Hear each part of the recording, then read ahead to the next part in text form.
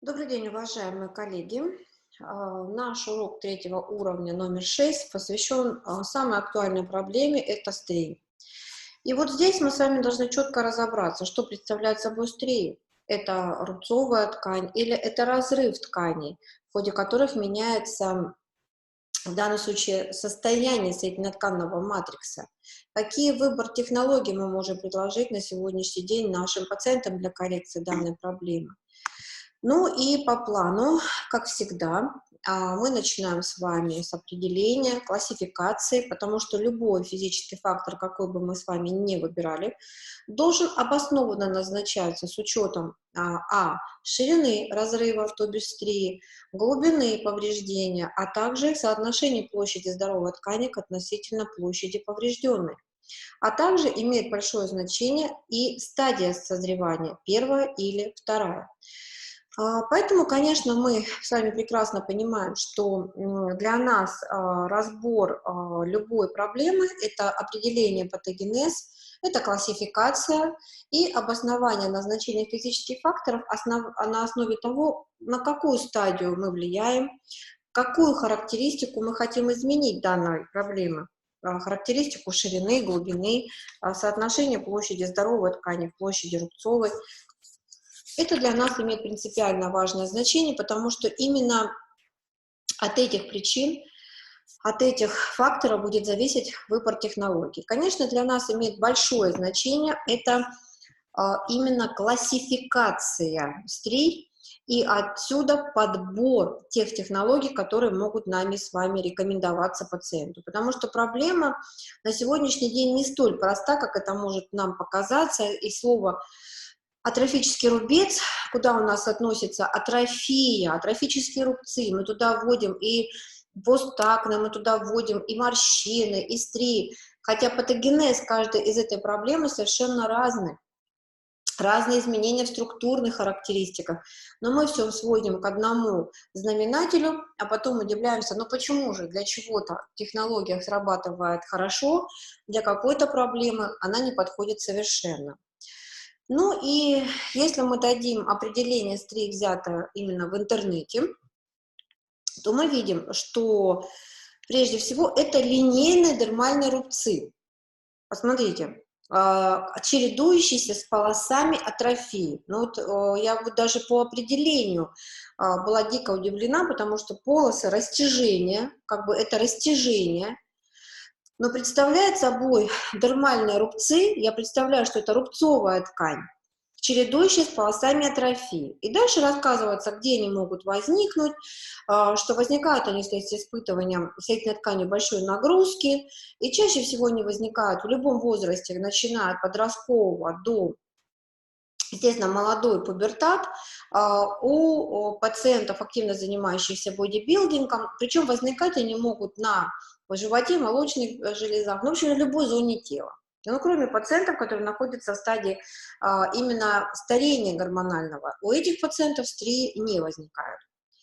Ну и, как мы прекрасно понимаем, у нас с вами этот интересный факт остается именно основным, потому что при наборе веса у пациента в менопаузальном старении нету стрий. И если же набирается вес пациента в молодом возрасте, или они активно занимаются, неважно какой вес, мышечная масса или жировая ткань, у нас наблюдается несостоятельность дермы, которая приводит именно к растяжению, к разрыву.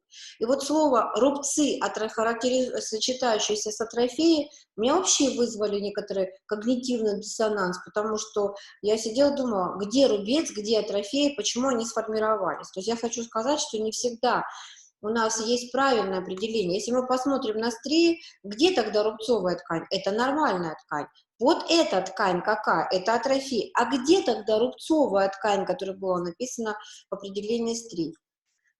Что мы видим в причинах формирования? Ну, прежде всего, понятно, что патология соединительной ткани, плюс мы говорим об эндокринных нарушениях, но, как мы прекрасно понимаем, генетическая предрасположенность будет являться ключевым моментом.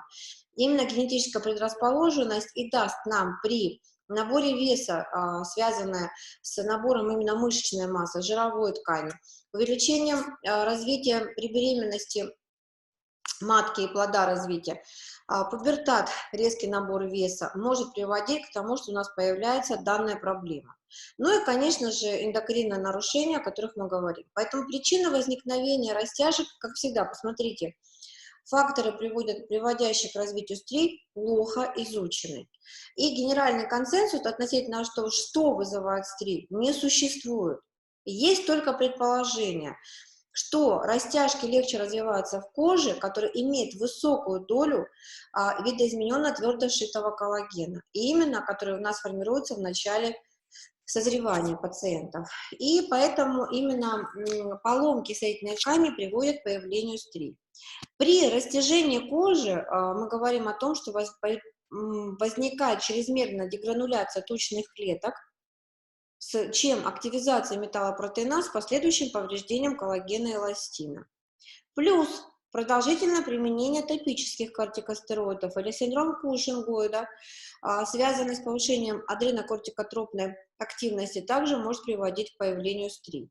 Ну и генетические факторы. То есть мы к какому выводу приходим? Что есть наследственность, есть особенности гормонального фона, и в ходе появления растяжек у нас есть изменения со стороны активности тучных клеток выделения металлопротеиназ. Те дополнительные исследования, которые я нашла, это, естественно, подтверждение семейного фактора. Семейный фактор, который подтверждает о том, что у пациентов, у которых даже есть резкий набор или снижение веса, есть семейный фактор, который показывает несостоятельность соединительной ткани. Эта несостоятельность связана именно с генами, способствующими возникновением стрий. Это ген эластина, и сейчас я вернусь обратно. Ген, который мы с вами видим, COL3AT1. В данном случае мы говорим о том, что эта группа пациентов со стриями, это полиморфизм, который наблюдается при работе с данными генами. Что мы еще здесь отмечаем? Ну, гормональный фон. И здесь понятно, что исследования изменений экспрессии андрогенов и глюкокортикостероидов именно влияют на появление у пациентов именно данной проблемы. И здесь влияние именно на гормоны, на рецепторы чувствительных к данным гормонам могут приводить к появлению данной проблемы. Если мы с вами говорим, что же в патогенезе стрий будет наблюдаться, но прежде всего наблюдается, как всегда, нарушение соотношений синтеза коллагена и эластина фибробластами при активности синтетической металлопротеиназа. То есть здесь может не повышаться активность металлопротеиназ, но снижаться активность чего? Синтеза фибробластами коллагена. Поэтому, когда мы говорим о том, что у нас появляется активность клеток нейтрофилового ряда, да, которые повышают выделение, способствуют выделению металлопротеиназ, представьте, что у этих пациентов уже изначально снижена активность синтеза фибробластами коллагена. И это дает превалирование активности металлопротеиназа. Наступает какой-то период, в ходе которого либо гормональные изменения, либо другие проблемы, в ходе которых есть изменения со стороны активности нейтрофилового ряда, и у нас повышается активность металлопротеиназ. Что же здесь мы с вами видим именно процесс коллагеногенеза при формировании стрий? Если мы возьмем биопсию свежих стрий, то была выделена измененная сеть эластических волокон.